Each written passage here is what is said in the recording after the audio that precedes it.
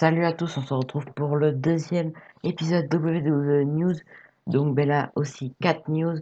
Et donc on commence avec la première news. Alors on va faire un petit point sur la carte de SummerSlam 2020 à 2 semaines de l'événement. Il reste un peu plus de 2 semaines avant SummerSlam 2020 et la carte du prochain pay-per-view de la WWE commence à prendre forme. On fait le point. Ce vendredi, lors de Friday Night SmackDown, a été annoncé le match pour le titre de champion universel. Braun Strowman retrouvera une nouvelle fois The Fiend Bray Wyatt pour défendre son titre après que ce dernier ait attaqué Alexa Bliss la semaine dernière. C'est pour le moment le seul match annoncé pour SmackDown, mais celui pour le titre de championne de la Brande Bleue sera fixée la semaine prochaine puisqu'a été annoncée une Battle Royale à laquelle sont conviées les catcheuses de Raw, SmackDown et même NXT pour désigner la challengeuse de Bayley à SummerSlam. Du côté de Raw, le match a été rapidement décidé. Randy Orton a défié le champion de la WWE, Drew McIntyre, à un match pour le titre dans 2 semaines. McIntyre n'a pas hésité avant d'accepter le défi, quitte à recevoir un RKO out of nowhere ensuite. Les deux équipes les plus en vue de la Brande Rouge s'affronteront aussi le 23 août. Les Street Profits défendront leur titre de champion par équipe de Raw contre Andrade et Angel Garza. Apollo Crews, officiellement champion des États-Unis après quelques semaines où il partageait le titre avec MVP, défendra son titre contre ce dernier qui a réclamé un match revanche après sa défaite lundi en ouverture de Monday Night Raw. Enfin, Dominic Mysterio fera ses débuts sur le ring face à Seth Rollins afin de venger son père Rey Mysterio du Monday Night Messiah. Donc, je vous fais le petit topo de la carte de SummerSlam 2020. Donc, on aura le titre pour un match pour le titre de champion de la WWE, Drew McIntyre contre Randy Orton. Après, nous aurons un match pour le titre de champion universel de la WWE, Braun Strowman contre The Fiend. Match pour le titre de champion par équipe de Raw, les Street Profits contre Andrade et Angel Garza. Un match pour le titre de champion des États-Unis, Apollo Crews contre MVP. Puis Dominic Mysterio contre Seth Rollins. Donc c'était tout pour la première news, on va passer à la deuxième news. Et donc la deuxième news, c'est que Retribution est venu mettre le chaos à SmackDown. Le chaos est arrivé et ayez l'air surpris, le clan Retribution qui avait fait quelques petites tentatives lors de Monday Night Raw et lundi est arrivé à SmackDown. Le clan qui menaçait la WWE depuis quelques temps est passé à l'action ce vendredi lors de Friday Night SmackDown juste après le main event où le Miz et John Morrison affrontaient les Heavy Machinery et interrompant une bagarre entre Mandy Rose et Sonya Deville en coulisses.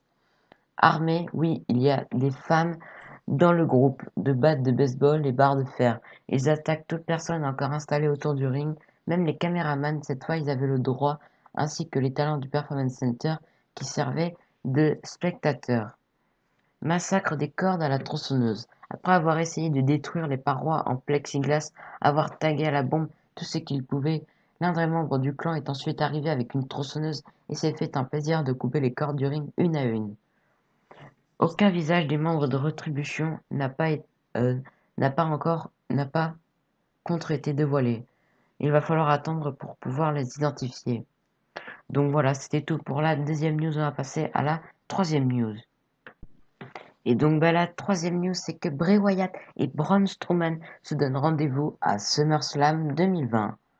Bray Wyatt et Braun Strowman s'affronteront une nouvelle fois dans 2 semaines à WWE SummerSlam 2020. Après l'attaque du Fiend sur Alexa Bliss la semaine dernière, Bray Wyatt a blâmé en début d'épisode le champion universel d'avoir laissé faire alors qu'Alexa Bliss comptait sur lui. Mais dans sa réponse, Strowman semblait ne pas avoir grand-chose à faire de la catcheuse. Braun Strowman veut par contre une chose, détruire le Fiend qui de son côté veut retrouver le titre de champion universel. Le champion décide alors de donner rendez-vous à Bray Wyatt au prochain pay-per-view de la WWE. Donc voilà, c'était tout pour la troisième news. On va passer à la dernière news. Et donc la dernière news, une triste nouvelle, le décès de Kamala à l'âge de 70 ans. De haut de ses 2 mètres et ses 175 kilos, The Ugandan Giant a certainement filé les jetons à un bon nombre d'enfants durant tout l'ensemble de sa carrière. Jim Harris, plus connu sous le nom de Kamala, nous a quittés ce dimanche à l'âge de 70 ans d'un arrêt cardiaque. Si vous avez des membres de votre famille qui ont regardé du catch dans leur jeunesse, parlez-leur du personnage qu'était Kamala. Il était purement et simplement terrifiant. Annoncé d'Ouganda, ce dernier venait au ring avec un masque de démon africain, parfois avec une lance et un bouclier, mais surtout une peinture de guerre toujours reconnaissable aujourd'hui.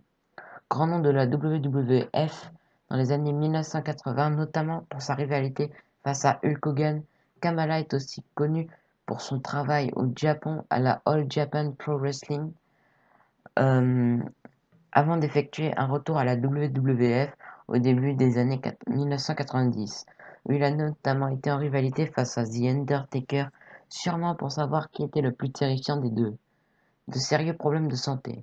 Malheureusement, la vie de Kamala n'a pas été un long fleuve tranquille.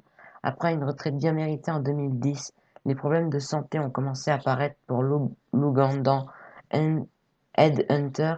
En novembre 2011, sa jambe droite a dû être amputée au niveau du genou suite à des problèmes d'hypertension et de diabète, dont il souffrait presque depuis 20 ans. 6 mois plus tard, en avril 2012, sa jambe droite subit le même sort. Il ne voulait pas effectuer de dialyse et en a présentement payé le prix fort. En 2016, Kamala a aussi fait partie du comité de catcheurs qui ont porté plainte envers la WWE pour un mauvais traitement envers leur santé durant la carrière. Harris reprochait notamment à la promotion de Vince McMahon de ne pas du tout l'avoir aidé financièrement pour les opérations concernant les amputations de ses deux jambes. Son infarctus serait lié au fait qu'il y aurait contracté le Covid-19 la semaine dernière en allant effectuer une de ses dialyses.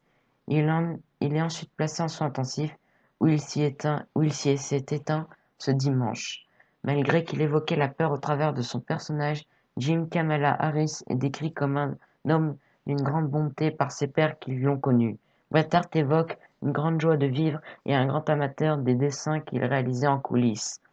Une anecdote raconte aussi qu'il aurait menacé André le Giant avec un revolver, qui avait un problème avec tout ce qui n'était pas blanc de peau. Kamala lui aurait tendu l'arme en guise de représailles s'il oserait ne serait-ce qu'une fois à le mépriser sur sa couleur de peau. Fort heureusement, la professionnalité des deux hommes euh, a prime et a certainement empêché un incident, même si le monde du catch renferme bien des secrets. Donc voilà, c'était tout pour ce dernier épisode WWE News. C'était WWE Fan. Allez, abonnez-vous, lâchez des pouces bleus, des commentaires. Allez, bye.